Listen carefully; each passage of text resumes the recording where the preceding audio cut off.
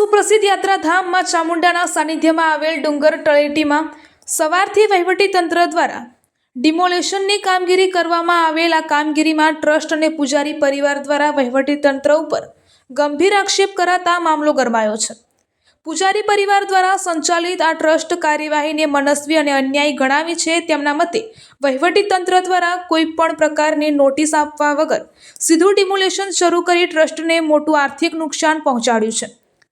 પૂજારી પરિવારના જણાવ્યા અનુસાર તેઓ 1982થી ચોટીલા નગરપાલિકામાં વેરો ભરી રહ્યા છે। જમીન પર 30 વર્ષથી વધુનો કબજો હોવાથી તેમને 10 મહિના પહેલા સુરેન્દ્રનગર કોર્ટમાં એડવાન્સમાં પિઝેશન હેઠળ દાવો પણ કર્યો છે। ટ્રસ્ટનો આક્ષેપ છે કે અધિકારીશ્રીઓએ વારંવારની વિનંતી હોવા છતાં કોઈ પણ ધ્યાન આપ્યું ન હતું અને પૂજારી પરિવારના સભ્યોની અટકાયત પણ કરવામાં આવી હતી।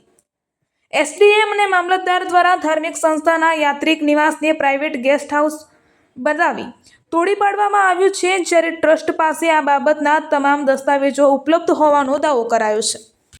બીજી તરફ વહીવટીતંત્ર આ કાર્યવાહીને સંપૂર્ણપણે ગેરકાયદેસર ગણાવી રહ્યું છે। તંત્રના મતે ધર્મશાળાના નામે યાત્રિકો પાસેથી એક રૂમના 2100 જેવું ઊંચું ભાડું વસૂલવામાં આવી રહ્યું હતું। તંત્રએ જણાવ્યું કે મોજે ચોટીલાના સરકારી સર્વે નંબર 423 પૈકીની જમીન પર તદ્દન ગેરકાયદેસર રીતે 24 રૂમ અને એક હોલનું બાંધકામ કરવામાં આવ્યું હતું। ડેપ્યુટી કલેક્ટર મકવાણા અને મામલતદારના કાફલા દ્વારા સ્થળ પર હાજર રહીને કામગીરીની સીધી દેખરેખ રાખવામાં આવી રહી છે। પોલીસ કાફલાના ચુસ્ત બંદોબસ્ત વચ્ચે જેસીબી અને લોડર મશીનો દ્વારા ગેરકાયદેસર બાંધકામો તોડી પાડવામાં આવી રહ્યા છે।